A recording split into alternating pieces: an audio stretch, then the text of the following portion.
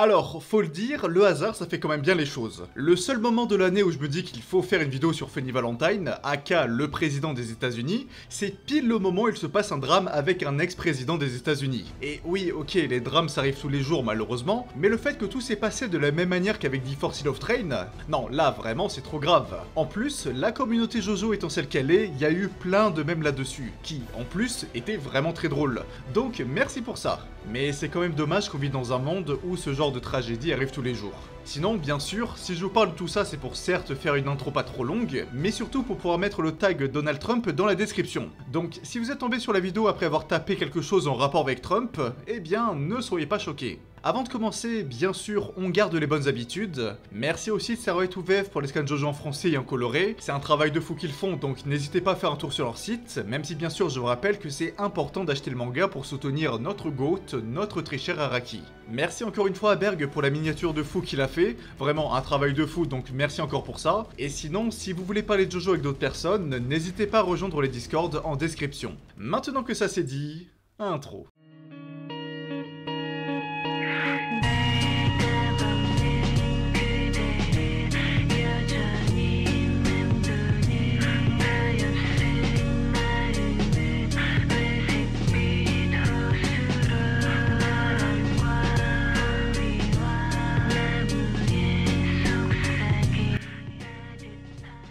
Funny Valentine, c'est l'un des personnages préférés de beaucoup de personnes, et à vrai dire, c'est normal. Le mec est badass, a une histoire de fou, mais surtout possède un stand qui en jette. Quand tu penses à Funny Valentine, tu penses directement à un antagoniste qui est très charismatique. Mais là, chose qu'on a tendance à oublier, c'est que le bougre, il revient de très loin. Avant d'être l'incroyable antagoniste que l'on connaît maintenant, Funny Valentine, c'était ça. Ouais, faut le dire, ça ne jette vraiment pas du rêve. La première fois que l'on rencontre notre cher président, c'est dans l'un des chapitres les plus importants. Enfin, non, pas un chapitre important, mais plutôt un arc important. L'arc de l'apparition de Tusk, soit le chapitre 25. C'est dans ce chapitre qu'on apprend que la Steel Ball Run cache très probablement un secret, et que la personne qui tire les ficelles est un dénommé Funny Valentine, qui est le président des États-Unis. Ce petit personnage est au premier abord plutôt détestable. Même si on n'est pas trop dans le jugement, faut quand même le dire qu'il est le stéréotype d'un noble détestable. Un petit gros qui n'a pas de charisme, qui aime avoir le dernier mot et qui surtout regarde absolument tout le monde de haut. À ce moment-là, on a juste envie de faire la comparaison à un dragon céleste, et vous savez très bien que ce n'est pas une comparaison très flatteur. Une seule question nous reste alors en tête. C'est lui, notre antagoniste principal. Si vous le voulez bien, on va faire un saut en avant et aller dans le chapitre 61. Entre-temps, notre très cher président n'a pas vraiment évolué. On va dire que littéralement, son seul exploit c'est d'avoir détruit une bière en shotgun. Alors certes, en tant qu'alcoolo je respecte ça, mais sinon ça ne change rien. Il reste un perso assez goofy à la tête d'un pays, mais rien qui ne fait rêver. On arrive donc au chapitre 61, où pour rappel, Lucy Steele est en infiltration face au président. C'est durant ce moment-là que ce dernier va nous faire un cours sur le pouvoir, grâce à l'allégorie des serviettes. Allégorie qui, il faut le dire, est sacrément bien. Non, franchement, si j'avais encore des cours de philosophie, il y a un monde où j'en aurais parlé. Après son petit cours privé, Funny Valentine a, pour le dire de façon polie, envie de libérer la bête. Et c'est à ce moment-là qu'on a tous eu la même réaction.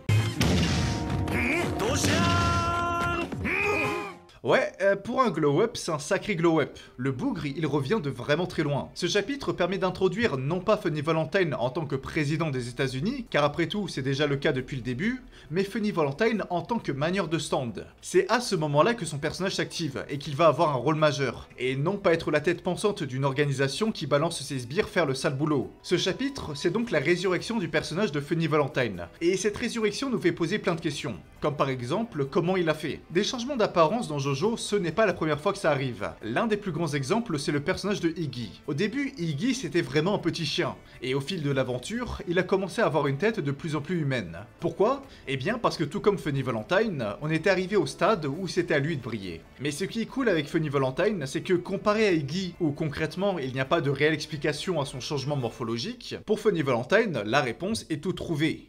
D4C. Grâce à D4C, Funny Valentine peut à n'importe quel moment décider de changer de corps pour devenir un mec giga badass.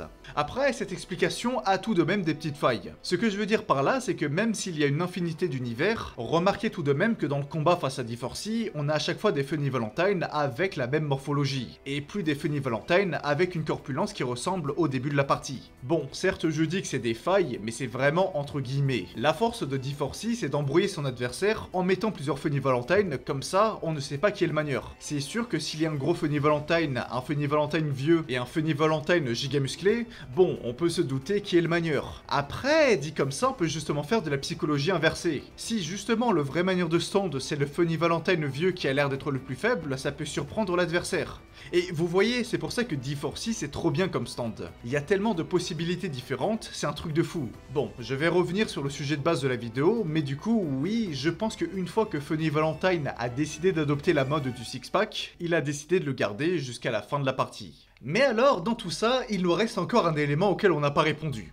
Araki, il en pense quoi? Figurez-vous que je me suis quand même embêté à chercher dans les archives des interviews qu'a fait Araki et que par un miracle, on a bien eu un moment où justement il en parle. Dans cette interview de 2012 qui parlait de l'évolution de l'art dans JoJo's Bizarre Adventure au cours des années, Araki nous a dit qu'il aimait bien innover son art. Mais parfois ça arrive que certains personnages changent de morphologie, comme par exemple Koichi qui devient de plus en plus petit. Et c'est alors que le journaliste mentionne le cas de Funny Valentine, ce que Araki répond de la façon la plus chatte possible, il a fait du sport lol. C'est une réponse qui à la fois est bête, mais tellement bien. Je veux dire, même si c'est sur le ton de l'humour, il aurait pu dire « Ouais, c'est grâce à D4C ». Mais non, réponse encore plus simple, il est allé à la salle. Tout ça pour dire que, encore une fois, même si à première vue on peut croire que c'est un truc très important, eh bien en réalité ça ne l'est pas du tout. Je l'avais dit dans une ancienne vidéo, mais oui, dans JoJo, il y a pas mal de moments où on a des incohérences. C'est ce qu'on appelle les Araki Forgots.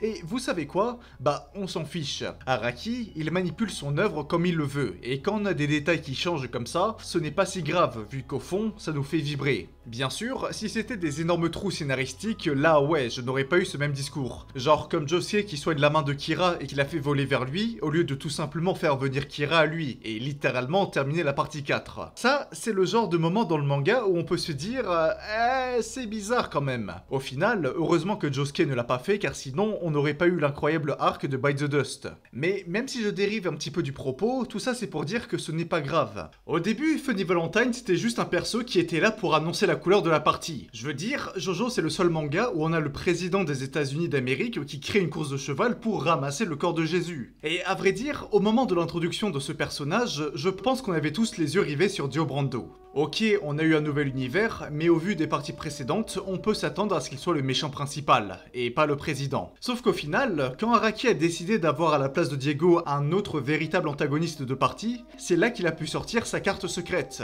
Et pour nous en mettre plein les yeux, pour nous annoncer que c'est bon, on passe dans la partie sérieuse de la partie, notre antagoniste a pu avoir un beau glow-up. Et c'est pas le premier à l'avoir, on a eu Kira ou bien Pucci avec la nouvelle lune qui ont fait des changements. La seule différence, c'est que là, on a un changement très brutal. On passe d'un mec qui a le charisme d'une moule à un mec qui a le fucking drapeau de son pays sur le dos. Plus métal que ça, tu meurs. Demain, Macron, il a le drapeau de la France en cicatrice sur son dos, mais laissez tomber, il aura le drip absolu. Donc, au final, que retenir de toute cette histoire? Que ce soit parce qu'il est allé à la salle de sport entre deux chapitres, ou bien grâce à D4C, ce qui est le plus probable, en soi, ça n'a pas d'importance. Ce glow-up de Funny Valentine avec en prime la première apparition de son stand, c'était que des moyens utilisés par Araki pour nous prévenir, nous spectateurs, que c'est bon. Il ne faut plus avoir les yeux rivés sur Diego, la star de la partie, ça va être le président. Et vous savez pourquoi encore une fois Araki il a fait un travail de fou? Car au final, la vraie menace de fin c'était bel et bien Diego, mais pas celui auquel on pensait. Même mort, Funny Valentine a réussi à mettre des bâtons dans les roues de Johnny, et au final, il a gagné. Cet antagoniste de fin a réussi à marquer les esprits, et c'est pas uniquement parce qu'il est devenu extrêmement BG en un seul scan, c'est parce qu'il est mémorable, et c'est tout ce qu'il faut retenir. Avoir un charisme aussi imposant, c'est quelque chose de rare, et c'est pour cette raison qu'il est l'un des meilleurs antagonistes du manga.